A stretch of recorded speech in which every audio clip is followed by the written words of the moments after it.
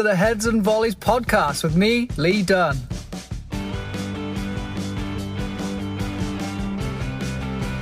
All right, Heads and Volleys, I have a brilliant guest today. His name is Mark Savvides. I'll let him introduce himself, but I am really excited because Mark and I first connected. He was taking his advanced national diploma and I was getting my feet wet and instructing on that diploma. So, Mark, welcome to the show. Cheers, yeah, cheers for having me. Thank you.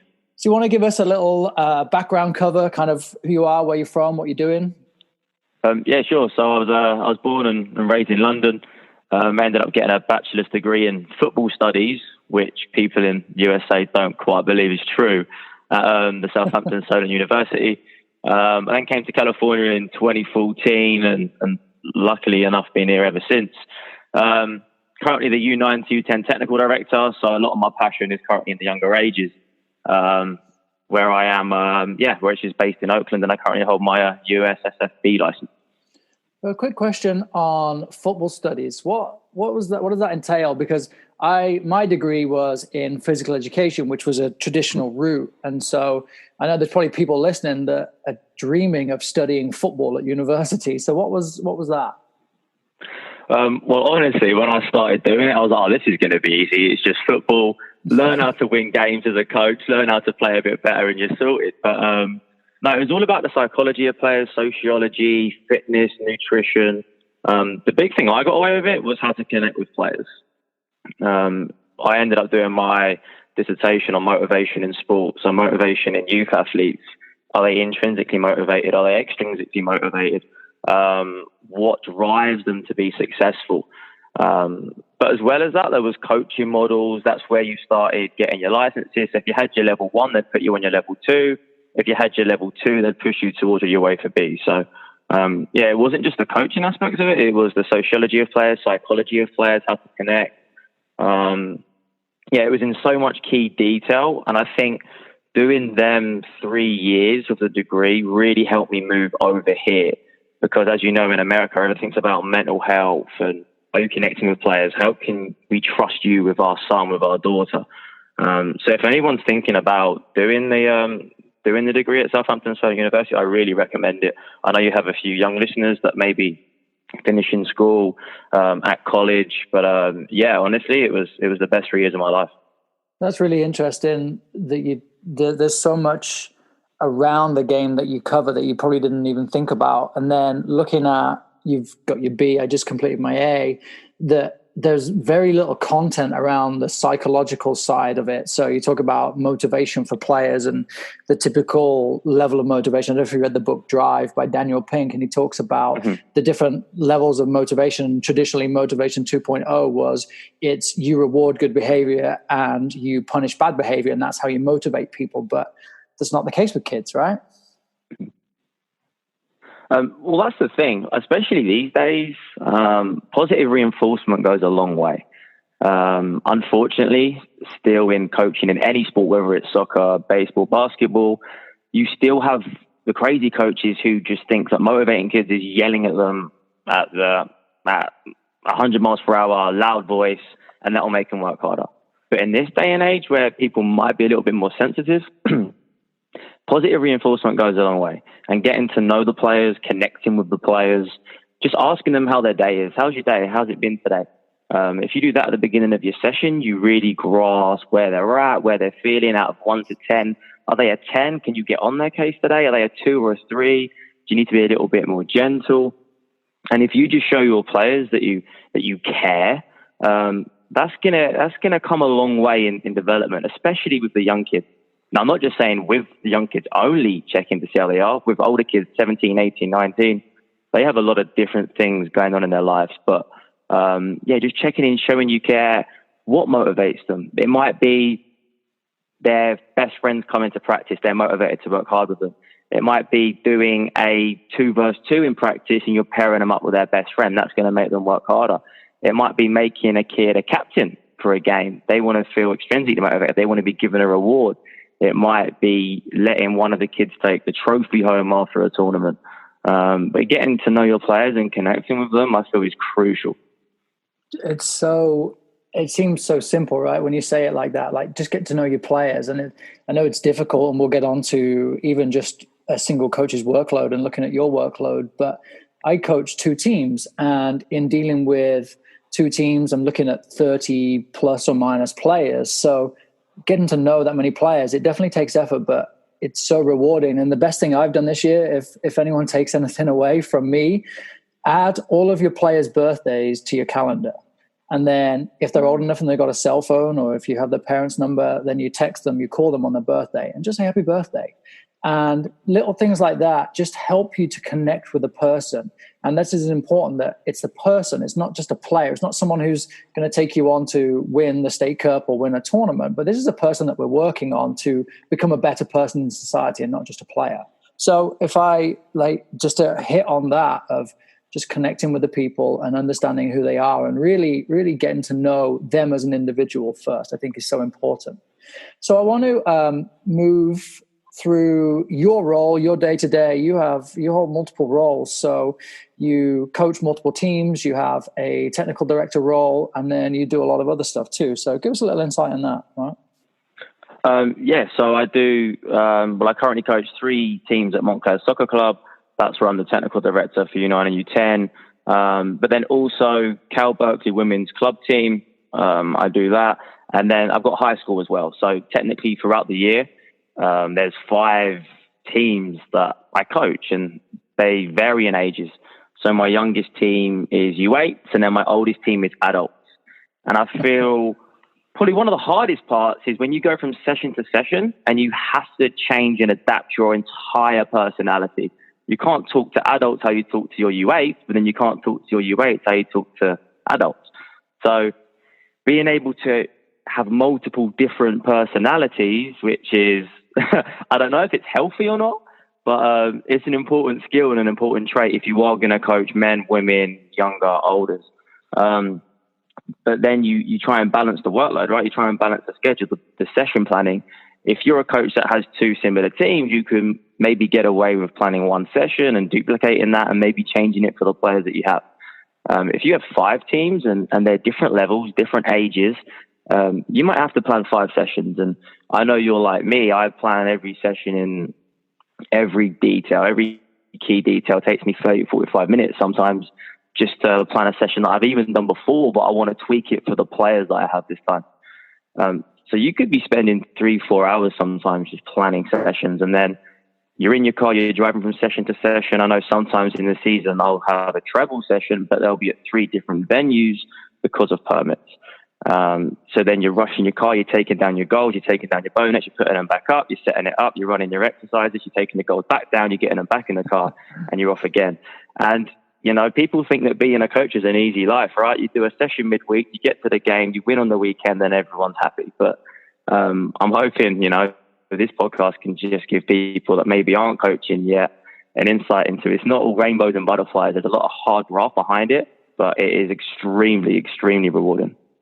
I know even just the thought of that, and I've been doing it this winter too in San Francisco, where I'm literally running off the field. Thanks, boys. Give me your pennies. And then I'm getting to the next session, and the next kids are complaining and asking why the pennies are wet, why they're still steaming, and that's because the group just before just worked their socks off in them. So I know exactly how you go on there, and I'm sure there's many coaches listening too that deal with this exact same thing. So then to go to step back from the soccer side and to go back to kind of what your degree was in, and then thinking about connecting. How do you connect with that many players, that many teams? We talk about these kind of team bonding exercises where we go out and do whatever we do with them and host dinners or what have you between games. But how do you set that up for 5 teams? I mean, for me, the easiest way is to just break it down into key moments of the season. So before the season, I think it's crucial to have a pre-season party. Usually that's good to be hosted at a parent's house, because then the parents can get to know each other as well. And if the parents get to know each other, the kids then get to know each other, and it makes the season much more fluid. Throughout the season, then you then just start to break it down. Have a look at your away games. Do you have far-traveled games where you can maybe book a hotel the night before? Do you have a tournament where there's 2 games in a day where you're trying to fill something in the gap? Is there a big state cup game, knockout round, where after, regardless of the win or the loss, you're going to enjoy the journey together and you're going to go out for a meal? Birthdays, as you just said about putting birthdays in your phone. I've never actually thought of that, and it's definitely an idea I'm going to take from you. But birthdays, we had one recently, and we went foot golf. And for those of you that don't know, it's literally golf, but the hole is bigger and you strike balls. There's 200-yard holes, 300-yard holes, and that is fantastic. That is really, really fantastic for the team. And I'll tell you why. Because the parents join in, and then the parents understand how hard soccer is to play. And then they're like, oh, I didn't know it was this hard. I can't even kick the ball straight. And then all of a sudden, they give their kids a little bit more leeway on the weekend after they've had a round of soccer golf. I'll tell you that. So that's a good one. That's a real good idea. I like that. Yeah, put them in the place a little bit. Oh, exactly. They don't know what to do. They start toe punting the ball. It's going in the river. I had honestly, I've had parents gone in the water numerous times. They can't get it in the hole. They're getting angry. The kids are laughing at them. But if you can celebrate little things like that and bring the team together as much as you can, and even the parents, because at the end of the day, especially in America where parents are paying so much money, you need to get them on board. And I know a lot of coaches that they're great with the kids, they're brilliant with the kids, but they don't involve the parents. And that's where little niggles can start to come, and little arguments and little complaints. So if you can get the parents on board and do exercises and activities and team cohesion stuff where the parents are involved as well as the kids, you've got a real route for success there. I like that. That's a good idea. We talk about this team bonding, but the idea of parents too. And we could probably go on another tangent about the pay to play model and people pushing back against it. But the model is what it is. And I don't think that we necessarily have a life if the model isn't the way it is, or it's definitely a very different life. But you look at, if you involve everybody, this is an investment that parents are making, and they want to know they're making a good investment. And if they're in a good environment, then we all have a good time, and they're brought in. You hear coaches complain about parents all the time, but if we take this simple approach of just getting to know them as well as their players, it just makes so much sense. Oh, the parents can be your best friend. So then let me ask you about your mentality. You're running between sessions, like you said, you're packing your goals away, you're putting them back up as quick as you can, you're scrambling around all the time. So do you have some staples that is who you are for every session that you go to? And I refer back to a podcast I did recently with the psychologist Dan Abrahams, and we talked about the game face and this idea of this almost persona of who you are as a coach. So do you have kind of skills or tips and tricks that you are using when you're running between sessions or when you're overwhelmed with triple days? Yeah, 100%. I mean, the first thing for me, and it's most importantly, is to have a positive mindset. You have to leave your problems in the car, whether you're running between sessions, you're driving to your sessions, you're driving to your games, etc. You've got to have a positive mindset. You've got to leave your problems behind. To these players, especially with practice in the evenings, they've been looking forward to this moment the whole day. They probably get into school, talking to their friends, oh, I can't wait for practice later. And then the next subject at school comes, oh, nearly practice, 4 hours till practice, 3 hours till practice, gets to end of school. Oh, I can't wait, I'll see you at practice. It's the best thing for these kids per day. They can't wait. They can't wait to get to practice. The last thing they need is a coach who's arriving, had a bad day, yelling at them. All of a sudden, the whole day has come crashing down for these kids. It's literally like, it's Christmas tomorrow, Christmas tomorrow, Christmas tomorrow. They wake up on Christmas Day and you tell them Santa's not real. It has that negative effect on these kids. So if you can have that positive mindset, be happy. Everyone has problems. Every single person in life. You have problems as a coach, your family members, your friends, the kids.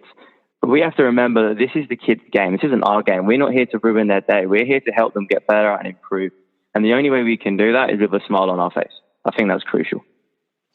Excellent. I love that. Just the whole idea of you are portraying, or you are setting the tone by your personality. So like you said, if you're stressed or you're shouting or something's bothered you earlier on and you bring that to the field, that has a knock-on effect on the entire environment. 100%. I mean, don't get me wrong. As coaches, we have great sessions and we have bad sessions. one thing that even to this day I can improve on. I can have a bad session, I could have a bad performance on a weekend, and then I'm driving to my next practice or next game, and I'm still angry when I arrive. I'm like, oh, okay, that was not good, but how can I improve? What could I have done better? And as you're thinking about that, what can I do? What can I do better? You got to think, how can I use this as a learning experience? So you put that to the back of your mind. You go, right, I'll think about it later on. I'll reflect on my way home. Time for my next session, time for my next game. Let's give these kids the best possible experience they can have, because the best possible experience they have, the more they're going to develop, the more they're going to get better. What a brilliant mindset.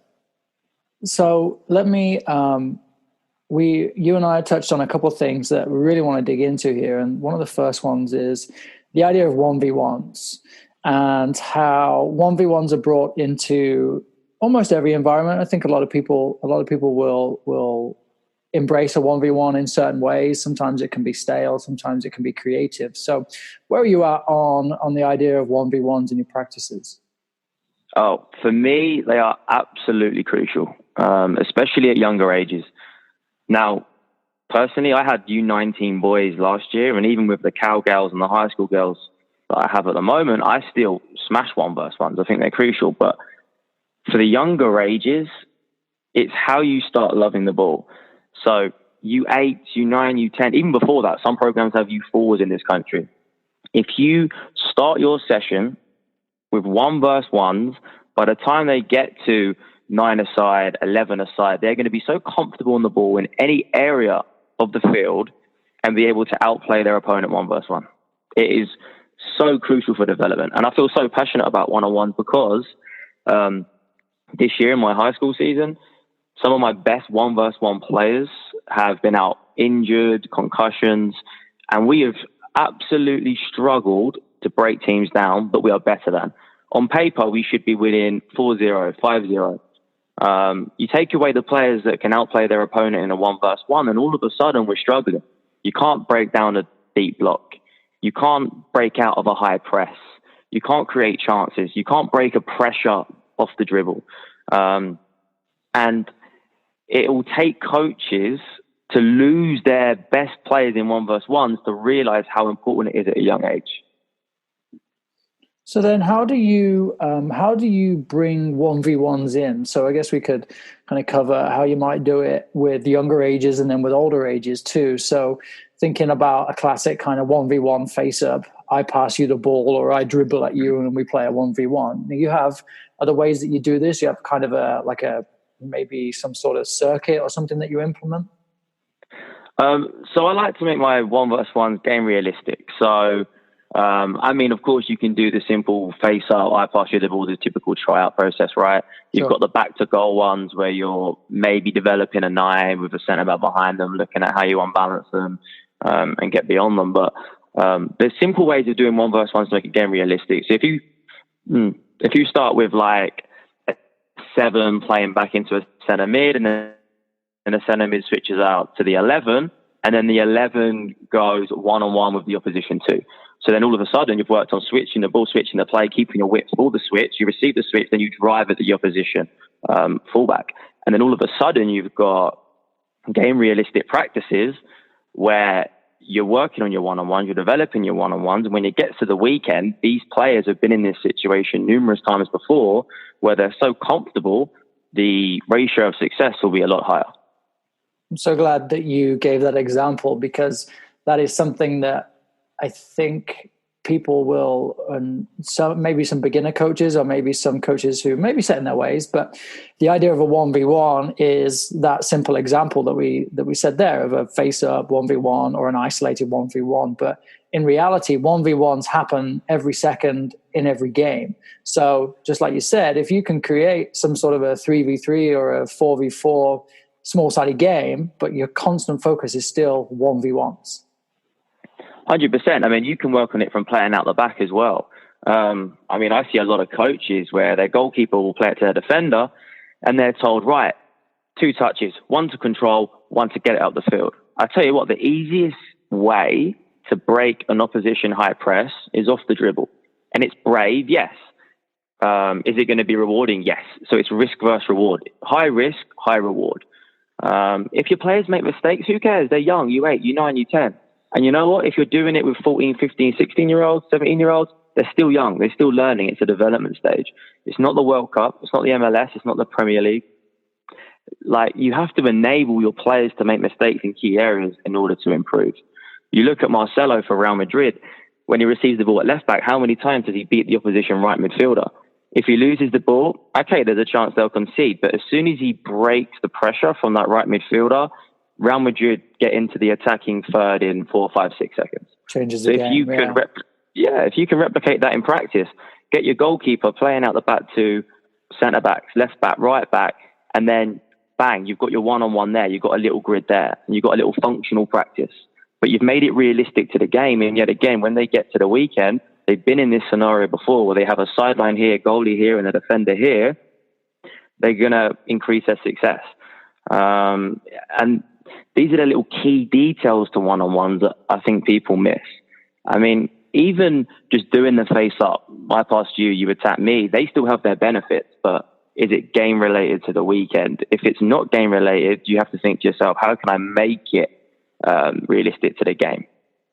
So then how do you coach in these moments? You're playing a 3v3, 4v4, whatever it is, and your focus is 1v1s. Do you have like a language that you're encouraging of your players? Do you have key qualities of players that they understand their position profiles and know what's expected of them? How are you delivering these? So when you're 1v1, I don't think it's about positivity. It's about confidence. When you first start coaching players that aren't necessarily comfortable in a 1v1, they're going to be nervous. They're going to attack the defender one-on-one. They're then going to turn their back. They're then going to shield the ball, and then nothing's going to happen for 30 seconds. So the first thing that I say to my players is, I don't care if you lose the ball. I don't care. But you can't just say, I don't care, and then when they lose the ball, you have a horrific face on you. You look miserable, you're angry, you're frowning. You can't do that. You have to allow the players to realize what you say is the truth. So all of my players, I don't care if you lose the ball. Honestly, I don't care. If they lose the ball, I'll smile, I'll laugh, I'll go, well, you tried it. Didn't quite work though, did it? Have another go. Go on, give it another go. If they feel like you're not going to shout at them for losing the ball, which a lot of coaches do in this country and probably every country around the world.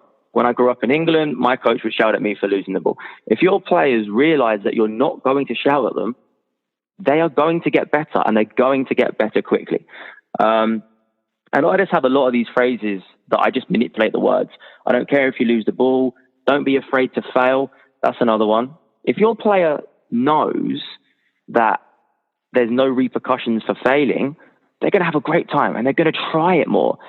If I told my player, don't be afraid to fail, and you told your player, do not fail in this one-on-one, it will be your player that turns the back and comes back and plays more negatively. It's mine that's going to try and beat that player. And if he goes past him, we're going to have a shot at goal. So it's just getting coaches to jump on the bandwagon of it's okay for kids to mess up. That's how they learn. Mistakes help us get better.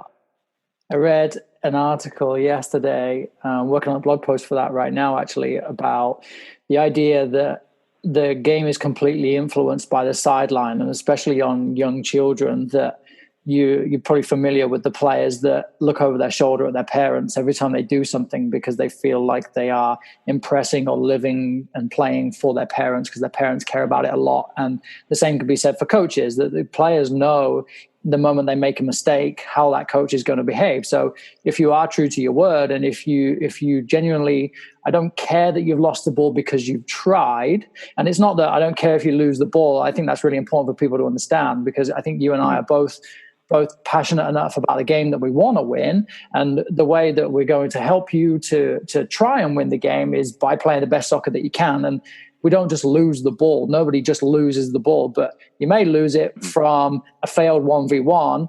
But then you made a really good point about like the repetition. So do it again, do it again, do it again. And so you have a lot of repetition of 1v1s within practice, within the small-sided games. It's a constant focus for you. So the players, I'm assuming, are constantly exposed to success, but they're constantly exposed to failure too. Oh, 100%. And the beauty of 1v1s is if they lose the ball doing a certain trick, for instance, they know themselves what they did wrong. They know themselves what they can do better, and they know themselves how to fix it. I mean, when you and I were growing up, how many times a day, how many hours a day would we spend kicking a ball around with our mates? There was no coaches there. There was no players there, parents there, sorry. No one told us how to do things. I mean, doing a bicycle kick, using the outside of your foot, doing a volley, doing a half volley. We never got coached this growing up. It was just repetition of failing. Like, you watch these kids today, you don't see like a half volley, like a Steven Gerrard in the Champions League. Like, it doesn't happen. But you don't coach these kind of things. They come with repetition, and it's the same as one-on-ones, whatever you want to work on, striking a ball. It's just these kids learn by failing. They don't need an adult. They don't need a coach shouting at them for making mistakes. It really annoys me. It really does. Yeah, I agree that we can. I think maybe that's why you're in the successful position that you're in, that people recognize that you've hit a nail on the head there in terms of A, how you connect with the players, and then B, how you create the environment for them to succeed, but then to fail. But ultimately, they are learning. And a lot of people will say about how important the practice environment is. Well, if you have set a standard for your environment where players will know that they will fail and that they will have success, and that at the younger ages it's not going to affect their status or position on a team or playing time, then you've got a perfect environment in which these players are able to be free and have some fun. And like you say, learn. And you make a really interesting point. I don't know if I've ever really seen any player in youth games strike a half volley. That's a really interesting point. I just remember playing on the park as a kid, and when I was growing up, it was, I'm sure it's similar for you, Tony Yeboah just hit that bar and in. So all we ever tried to do was score a Yeboah. That was all we ever tried to do. And it didn't matter how you did it, whether it was a volley, half volley, like a strike from the ground, whatever it was. You just try and score a Yeboah. And as soon as someone scored a Yeboah, that was it. Like, it was, the game stopped. We were all celebrating and wishing that we had the technology that we could watch it over and over again. Imagine that now. Imagine if we were playing that as kids. Imagine we'd just be blowing TikTok and Instagram up with all of this material, because I scored some great goals, man, and they're underappreciated because no one ever got to see them like they could now. 100%. 100%. I remember, if you scored a great goal in the playground, you'd have 19 kids chasing you around. You'd be doing your Alan Shearer, one arm in the air. Running around. Exactly. I just want to go back to standards quickly, because you mentioned the word standards, and it's really one thing I want to hit. As we said, it's all right to fail, and it's all right to lose the ball, but you've got to have standards in the way you do it. I mean, if my kids are losing the ball and then they're not working to get it back, or they're losing the ball because they're not executing what we've been working on in practice, then that's where I go, look, this needs to be better. You need to do this how we've been learning. You need to do this what we've been talking about. So I'm enabling the kids to make mistakes, and I'm enabling the kids to learn from the mistakes, but there still has to be standards. And in order to have standards, you've got to have things that are non-negotiable. So for me, non-negotiable is the greatest new phrase that I've started to use, because it holds the kids accountable. So let's just say in a 1v1, if you lose the ball, you have to work and win it back. Non-negotiable. It is non-negotiable. If you lose it, you have to win it back. If you are, for instance, if you're working with older kids and you're a fullback and the opposition winger is by the sideline, it is non-negotiable that that player cuts back inside. If you have a player by the sideline, you force them out wide, you keep going that way. It is non-negotiable that they come in here. So if you set standards with your teams and they know what they can and can't get away with, that is also how you're going to develop your players individually. Such a good point in terms of standards. And I think about working with the older players that I work with. Part of our model is that it allows individuals to be creative, but there's an expectation on teammates to provide cover. So talk about defending in attack and just being prepared, that the players understand that they enable a player to be creative and to be successful by providing cover, so that, yes, a player is going to try and win the ball back, but it's not always possible because they fall over or they're off balance, and it's difficult for them to catch up from a player that's just played a 30-yard pass. But as a team, we're enabling that player. And that's been a really big thing for me in my environment, of enabling players to be successful by creating this whole team cohesion around allowing that. 100%. I mean, I only mentioned it on a 1-versus-1 scale, right? But you can do it as a team, and it all goes back to how you want your teams to play. I mean, you can say to your team, it's non-negotiable that my number 9 goes and presses, and then the line behind it do not go. It's non-negotiable that my midfield line step up and my defensive line stay, because then the gaps are too big. So just by using this term, you can really implement and create a style of play within your team, because it's black and white. This is what we do, this is what we don't do. And if you have them standards and you have them keywords and you have that style of play that you want your players to learn, by using this term, they're naturally going to get better, and they're going to buy into what you want from them because they know what you want from them. Amazing, isn't it? And I preach this a lot, that the more we tell our players, the more I use things like Tactical Pad, and I send my players what practice is going to be. Here is what we are doing tonight. Here is the animation. And they know it. So they already understand the task before they get there, just like our game model. They all receive a copy of the game model. And part of our preseason is to talk with them about what they think should or should not be within the game model. And then everybody understands and everybody knows. And it's not a secret, just like that. They're non-negotiables. We include the players, or we let them know exactly what the expectations are. And if you don't like it, then maybe this isn't the place for you. But there is no way that you can turn around and say, oh, I didn't know that, because I've done everything I can to share with you all of this information that we've got, that we built as a team. And you think about building this team cohesion when everybody's working for the same goal, for the same reason, just makes it that little bit easier. Oh, 100%. I mean, as we're on the topic of game model, we'll quickly just talk about that. Every coach should, even in its most simplistic form, should know how they want to attack, how they want to defend, how they want to play when they win it, how they want to play when they lose it. And game model is like this new word that's been going around for a little while now on Twitter. But for those of you that don't know, I mean, it's when you, and I'm going to break it down into its literally most simplistic form. When you have the ball, do you want to go long or do you want to play short? Do you want to play direct or possession? If you're defending, do you want to drop deep or do you want to press high? When you win the ball, do you want to get behind the ball in good numbers, or do you want to counter press and try and win it back as soon as possible? When you win it, do you try and keep it, or do you go forward, counter attack, find your 9 straight away? So you've got 2 options there per each moment of the game, being the 4 moments. And if you can just break that down, even at U9 level, even at U8 level, your players will know what to do, instead of just saying, right, Jimmy, you're right defender, Johnny, you're left defender, Luke, you're centre mid, go play, go have fun. Your players are not going to know what to do. If you have that game model and your players know what you want to do in each of the 4 moments, you're going to have more success. So again, another just such a simple idea and concept, right?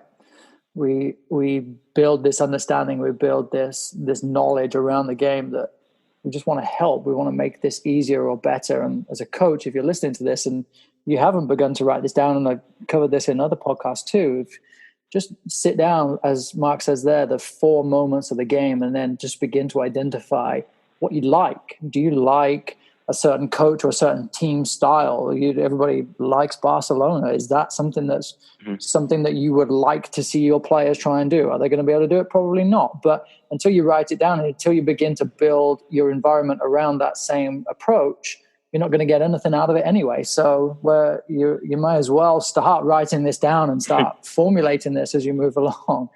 Get your players involved in it. See what they want to do too. I mean, yeah, I just want to give nuggets of information. I think too many coaches are trying to keep everything for them.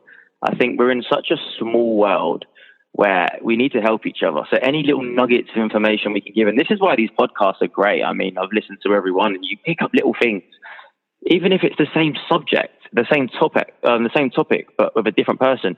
You pick up little key details, and if you keep listening and keep learning and keep putting yourself out there to learn, you're going to improve and you're going to become a better coach. So let's go into opposed and unopposed. And I know this is a topic that I put out in another podcast recently about how we get in this idea of technical development for players, and kind of we'll include some of that here. But the idea of a traditional opposed versus unopposed, I mean, it's an argument. People have their preferences. Where do you stand on it? So this is something I feel tremendously passionate about, because I've been playing with both for about 10 years now. I'll start with unopposed, because this seems to be up for debate a lot at the moment on Twitter. People hating it and slating it and saying, "Oh no, there's no decision making," etc. Unopposed. First of all, you look at ball mastery at the younger ages. It is crucial. It is crucial that players learn to love the ball. How do they learn to love the ball? Give them a ball each. Give them a ball each. Let them get used to it. Let them have fun with it. They will use the sole of their foot, inside of their foot, outside of the foot. They'll manipulate the ball. They'll learn how the ball reacts off their foot. So you start at a very young age unopposed. Yeah, great, ball mastery. But then you start to move up into, U9, U10, U11. How do you create ideas for your players to execute? So, for instance, I love my players to get third man runs in. I like my players to get into backspace so we can get a shot on goal. How do you teach players timing and triggers of movements? For me, the pattern play that comes with unopposed work to give your players the ideas are absolutely fantastic. I had two new teams last year. I did the simple end zone game, right? Where you have to pass into a teammate making a run into the end zone. Yeah. With one of my teams, I did pattern play for about 15, 20, 25 minutes of different movements to get into there. With the other team, I was like, right, I'm going to go straight into oppose. And I said, look, this is what I want you to do. I showed them one example of a third man run. I showed them one example of maybe a channel run. And the team that had more success in the small-sided game was the team that did it in pattern play, because they had more repetition of what I was asking them. When it was the opposed group and I showed them one demonstration, maybe two demonstrations of what I wanted, it still wasn't clear to them. It still wasn't natural for them. They hadn't done it before. It was something new to them. So to ask players to do something completely new in an environment they don't know about, you're not going to have that success. Whereas if you spend 15, 20 minutes just breaking it down, no opposition, making it clear to them, painting the picture. This is the picture I want to see in this moment of the game. Can you now go and execute it after 15, 20 minutes of continuously doing it against opponents? And personally, for me, being able to do 2 sessions back to back on the same day, but coaching them differently, made me realize how important unopposed work is. It's a real study that you just performed. You should have written that up and sold that. I can go into more detail and write a book about it. It's interesting, honestly. That's so then a typical counter argument to that would be that maybe they've just learned to play that way. And so then how does that translate to the game? So in terms of suddenly the opponent is doing things differently, so they've mastered the task of playing into the end zone, then how does that translate to what the game looks like? I guess would be a typical argument there.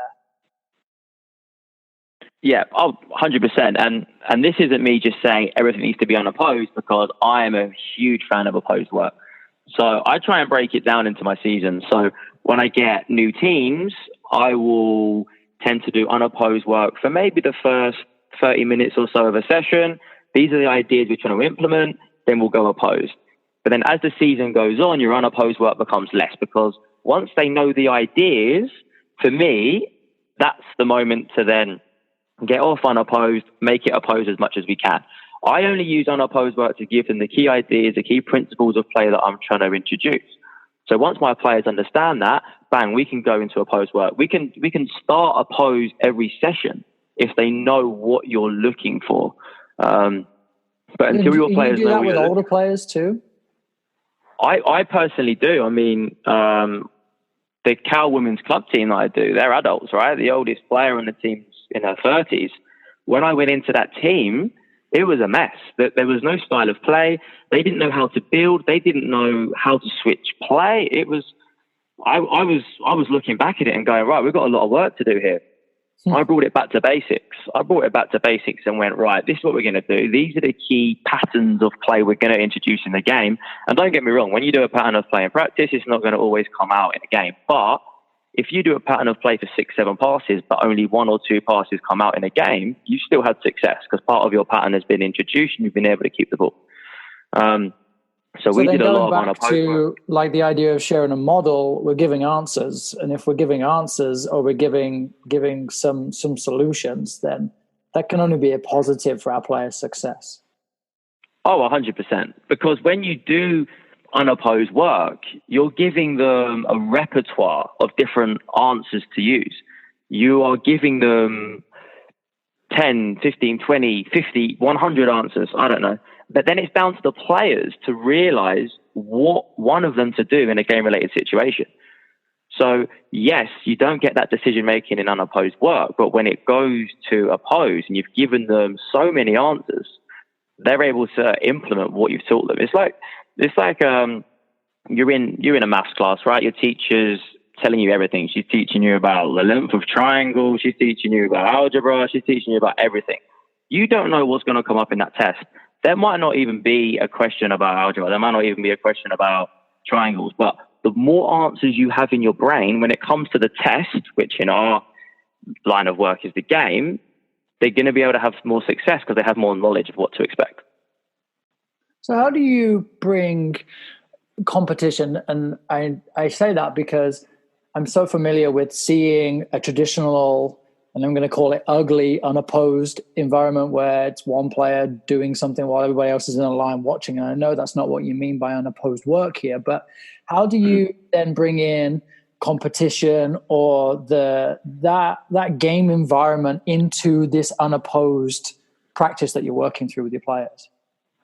So let's just say you're working on third man runs, right? You're working on third man runs. You've got 13 players at practice. So you've got your goalkeeper there, then you've got 12 players left.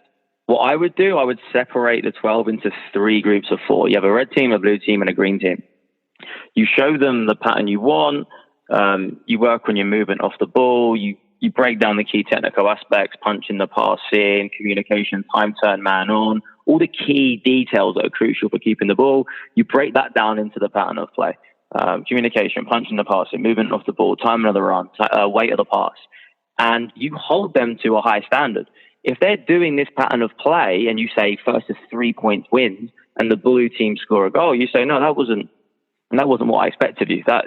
You didn't punch the pass in. You didn't give communication with the pass. The timing of the run was too slow. So you hold them to a high standard. And as soon as you make it competitive and as soon as you hold them to that standard where they're like, oh, I really want to impress coach. We keep scoring, but he's not giving us the goal. Come on, let's try and work hard to get the goal. All of a sudden, you have a fluid, exciting, fun, competitive practice where they're developing and they're learning and they're getting better. And the standard is so high that you can see them improve. Now, don't get me wrong. If you have these coaches that just do patterns of play and don't coach the key details, they just say A passes to B passes to C, that is pointless. That is absolutely pointless. I see coaches doing pattern play where they don't even teach their players to check away from a cone which acts as a defender. They're just saying you pass to him and then you score. That is pointless for me. As you say, there's no benefit of that in the game. But if you make it competitive, break it down, and you hold them to that standard, they're going to improve. So then I completely agree with you. And I think in listening, the idea of opposed for most people is that you're adding in a defender or an opponent or whatever your situation is that you're creating in terms of creating opposition, that you're expecting the defender to create the competition and the drive and the desire to succeed and to be competitive and to dominate that practice, when actually we talked about motivation early on. You talk about how to challenge your players in their small group being the best there, then you could equally and often, I'd say you could probably even create more competition if you set it up right by allowing things like that, the first team to score 3 goals, the first team to do whatever against the other 2 teams. And I know from working with a guy a couple of years ago that he would do a a passing pattern and a combination, and it would include third man runs and things like that. And it got to a point where it would kind of culminate in a competition of the first or the last team remaining keeping possession of the ball at a certain tempo. So there was a time limit in which they could complete this certain passing exercise. And then every time, every minute or so, as they got better, the time that you could perform that exercise in would drop by a couple of seconds. So then the intensity got higher and higher, and then suddenly everybody was just so much more on edge. And I think about that. Could that be replicated with one or two or three defenders in the way? I don't think it could. No, I don't think so, because then you lose the repetition of it as well. And the point of these unopposed exercises is to give the repetitions in, right? You need to get them repetitions in order to improve. The more you do something, the better you're going to be at it. It's not my opinion. That's just facts. You have the likes of, Steph Curry. Does he only play in games? No, he practices shots by himself, unopposed. Who else? Tom Brady, American football player. Does he just play in games with defenders running at him? No, he does unopposed. He practices his throwing. He does stuff that doesn't require defenders. And I mean, don't get me wrong, I am a massive fan of opposed and unopposed. What annoys me is when I go on Twitter and people are saying, only one is correct. Only this is correct. Why? Why does one thing have to be correct? Why can't we use both in your practices throughout the season to develop players in every aspect of their game?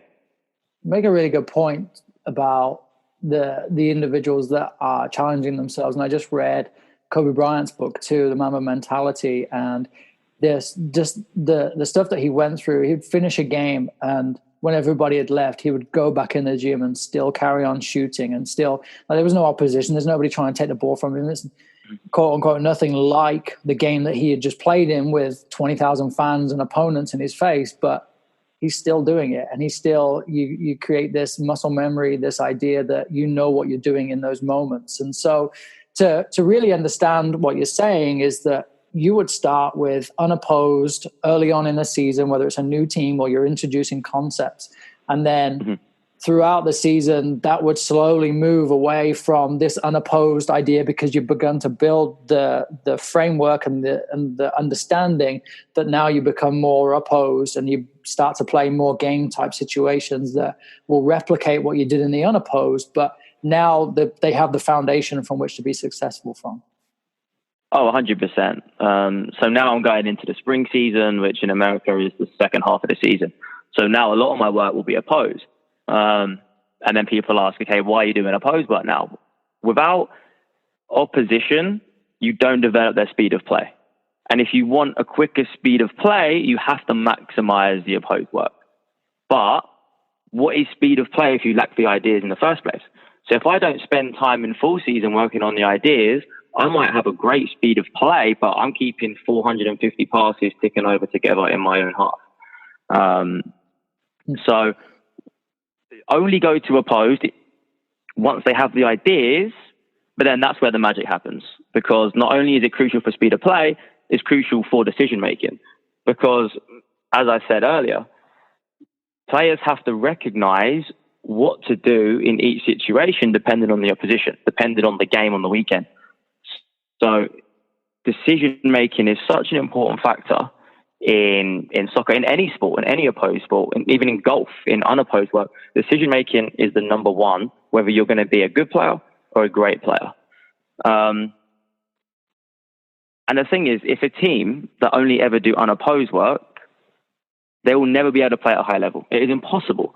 You cannot do 90 minutes of unopposed work each and every week and play at a high level, because you have to react off opponents. You have to react off timing of players, movement, space, angles. There are so many factors that improve in opposed work, which is why I believe that as soon as you get your ideas across to your players, you have to then hit opposed work as much as you can. You can't be towards the end of the season still spending 30, 40 minutes on opposed work, because as I said 2 minutes ago, as soon as you hit the opposed work, that's where the magic happens.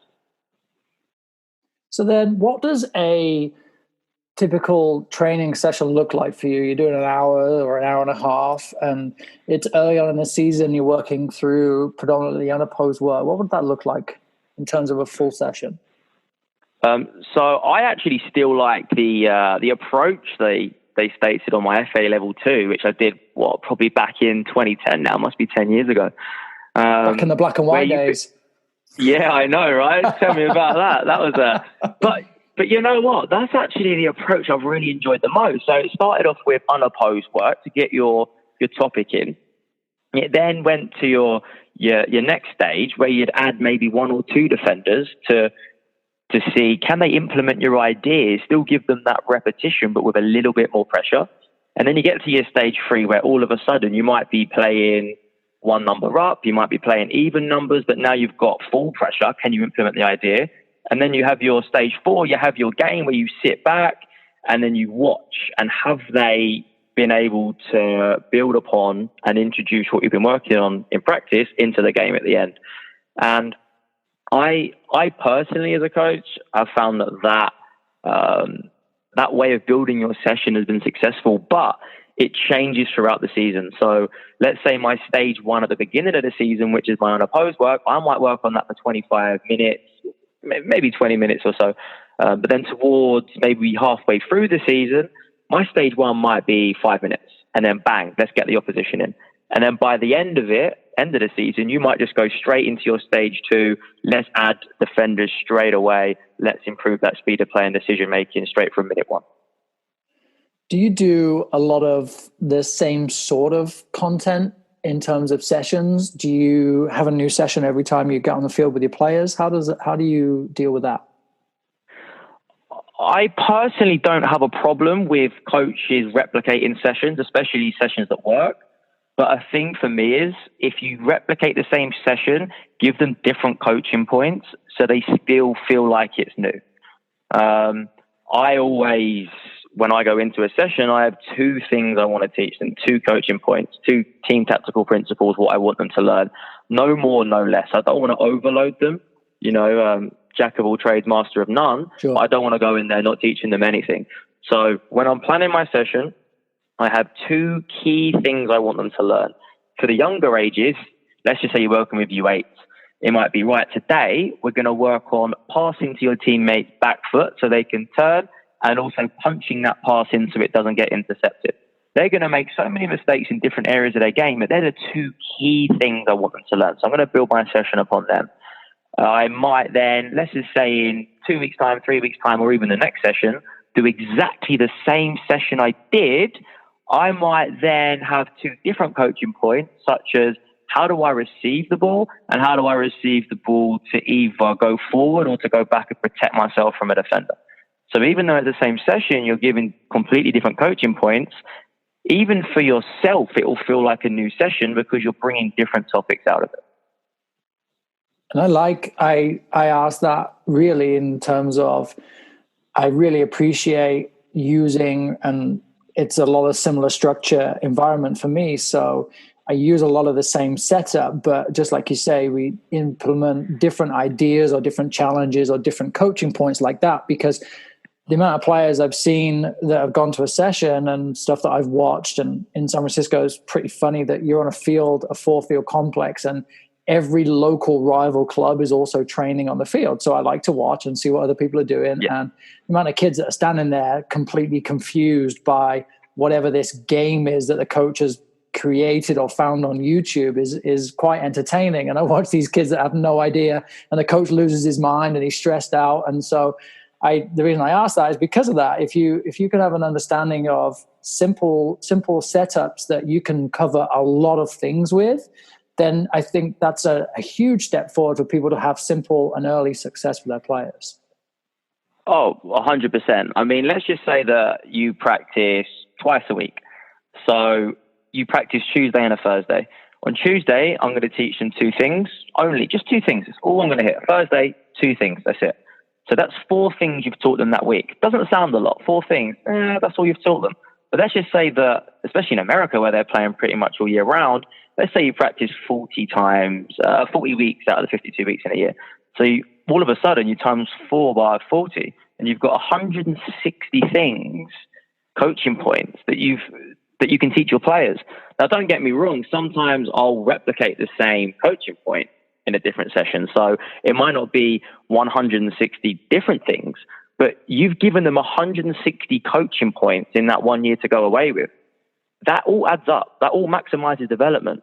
So strip back your sessions is what I personally recommend. Hit 2 things you really want to hit, nail them, give them repetition of them 2 things, and by the end of the year, you've got 160 coaching points that they've come away with, and then they've learned so much. Simple, huh? It's simple. It's just like when I do my team lineup, I'm like, I'm going to win today if I just put this player there. It's simple. You put it on paper. It doesn't quite come out like that. Then. Of course. So if I'm a coach listening to this, biggest takeaways or my understanding is that the more thought you give this, and the more logic that you can apply to it, as you said, even just from a foundation level of giving yourself 2 points or 2 themes or 2 principles that you want your players to understand and to at least begin to understand within one session, stick with them. And the amount of times you see people meandering through, and this and this and this and this, but you can stay true to yourself in that environment, your players are going to appreciate it, because now you've got almost a simple session that whatever your environment is, whether it's a 3v3, 4v4 game or unopposed early on, whatever it looks like, now suddenly you have a simple and clear session for your players to learn from, to take away, to not stand there confused, and ultimately to have success, or at least to have an element of fun in some sort of task mastery. Oh, I mean, 100%. I mean, we've actually hit a lot of nuggets today. We've spoken about a lot of things, and I think there's a lot of tips and tricks, especially for the new coaches and even ones that have been coaching for a while, they can take away from this.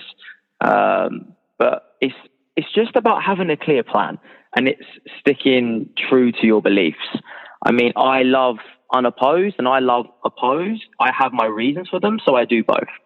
I think as long as coaches have a clear rationale behind why they do something, they can't go wrong. My game model, I have my game model, I split it up into the 4 moments of the game, and I teach my players how I want to do things. Your game model might be completely different to mine. And in fact, every coach's game model will be completely different to everyone else's.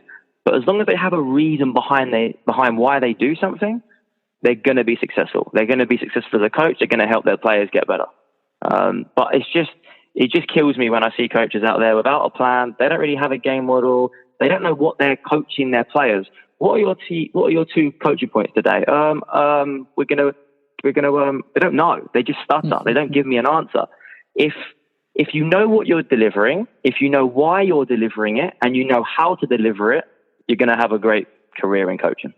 So then let me ask you, from both your technical director role and your coaching role, do you think that the club should be providing that sort of material, or do you think it should be on the coach, and then a technical director or a director of coaching or whatever the role is within the club is there to just support them? So there's different approaches that I see local clubs doing. One of them is a technical director creates a handbook, designs the sessions, and they say to the coach, you have to do this session on this day. And then you go to their field and you've got 8 teams up there all doing the exact same session. It looks like a factory. It's like a factory of robots just doing the same thing. And then you have the other clubs, such as our club. We give our coaches the freedom to create their own sessions, adapt their game model for the players that they have, because I think that's crucial. If you've got 3 centre-backs, why are you going to play a 4-back? If you've got 2 strikers, why are you going to play 1 forward? But they get an input into their system, they get an input into their game model. But as long as they have a rationale and a reason, and they've thought about why they are doing a certain thing, then we give them that freedom to learn and get better. Because we're not only in this job to help the kids get better, we're here to get us better. We have to improve as ourselves as coaches. And if we have someone that just gives us a curriculum and says, right, you're doing this session, you're never looking at sessions yourself. You're never adapting. You're never thinking. You're never going out of your way to improve, because you've always got someone just spoon feeding you information. So true. But I think there may be a place for it in terms of, think about a a parent that's volunteering, and if we, a technical director or as a director of some form, are responsible for helping this coach, I think that we can provide simple material that can help give them some guidance and help them have success with their players, because ultimately, if we lose those players, then we failed, right? But I think in the club environment, I agree with you that every coach should have their why. They should have an element of a model that they are able to bring to everything that they do and kind of live by.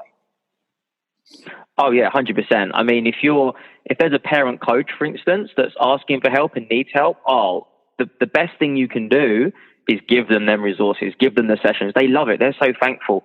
And it's brilliant, because then you can make sure that the players in your club are still working on what you want them to work on. Whereas if you have a coach, for instance, that wants to get better, wants to develop, wants to do their coaching licenses, wants to improve, then I feel you have to give them that leeway to develop and create a style and philosophy and game plan to improve themselves. Because from the hierarchy, from the DOCs down to the TDs, it's our job to help the coaches improve. And we have to listen to what they want. How do they want to improve? If they want to run their own sessions, we have to let them. We can't say you have to do these sessions. They're going to get bored. They're most likely going to quit. And then all of a sudden, you've got a roundabout of coaches coming in and out. So I want to, as we wrap up here, I want to revisit a note that you added, and it says that soccer is 1v1 with help. That just, I feel like, sums up your passion for breaking the game down. And this may be from your experience in working with younger players and appreciating their need for the game to be at their level as opposed to being at the adult level, where we typically look at younger kids playing two bigger sides fields. But the idea that soccer is 1v1, there's all 1v1s all over the place, but soccer 1v1 with help. Oh, 100%. I mean, let's just say you're doing 2 versus 2s, a small exercise, 2 versus 2s in practice. Whoever is the player on the ball, whoever is the closest defender, that is the 1 versus 1. Then all of a sudden, it's, where is my help? My help is my covering defender. Can I maybe force the game onto him? You break it down into an even bigger scale, right? So now your team has just won the ball, 11 versus 11. 11 versus 11 game, you've just won the ball. You're now 2 versus 1 against their centre-back. You've transitioned well. I have the ball, closest defender is here. It's me versus him in a 1 versus 1. My teammate is my help. He's my help 2 versus 1. So what am I going to do? I'm going to drive at the defender. I'm going to draw the defender. Then I'm going to pass to my help. 1 versus 1. There's the help. There we score. If you break down the 11 versus 11 game into 1 versus 1s all over the field, and you outplay your opponent, and you get the better of your opponent, your direct opponent, you're going to win the game. So there you go, everyone. Soccer is 1v1 with help. I wish it was that easy, mate. I wish it was that easy. But with an idea and with a model and with an approach and a communication with your environment, your players, your parents, your other coaches, it really can be that easy in terms of at least understanding the application. Of course, the game is the game. You never know what you're going to get. But if you have these complex ideas that you've been able to break down with a careful thought and a careful process, that it's something that you approach over a season or over a year. As you said, we're about to head into spring, so we're entering round 2 now. That you should really start seeing, if you've had a complete model that you've worked from the fall season now coming into spring, it should be pretty evident in the way that you're playing. It should be obvious that your players can answer questions. And to wrap up, I did a session a couple of weeks ago, and it's our winter training in San Francisco. So we combine a lot of our age groups together for group trainings and for player movement, things like that. And we had a bunch of 2003, 2002 players who aren't playing high school that are training. And I asked them, what do they do in certain moments in a game? And they were kind of like, I said, well, the fact that you don't have an answer, it says it all, really. And one of my 2007 players was there. And so I said, what do we do in the middle third? How do we break into the attacking third? And he gave me an answer straight away. He's like, we're going to try and play into the wings if we can. I said, so how do we set that up? He's like, we may play an up and back, or we may play a quick switch. I said, okay, cool. And then the older kids are just looking at me like, what? I said, yeah, imagine having the answers. Could you imagine having the answers? So whether your answers are this complex game model, or if we go even as simple as working with our youngest players and identifying these 1v1s and how the 1v1 dominates the game, then we're going to have success and we're going to have a good time with it. Our players are going to really enjoy it too. 100%. So, Mark, thank you so much, mate. Have we missed anything? Anything you feel that we need to share more? How can people connect with you, follow along in Mark Savvides' world? Yeah, they can follow me on Twitter, Mark_S92. I upload tactical pad sessions on there. I haven't done so in a while. It's been an extremely busy period, but I'm going to start getting on that again. So anyone that wants help with sessions, or they can just drop me an email. I'm always happy to help coaches. I think as a coaching community, we've got to help each other. It's a small world. We've got to help each other improve, for not only the benefit of us, but for the benefit of the players. Magic. Mark, thank you so much, mate. Thank you, Lee. Take care.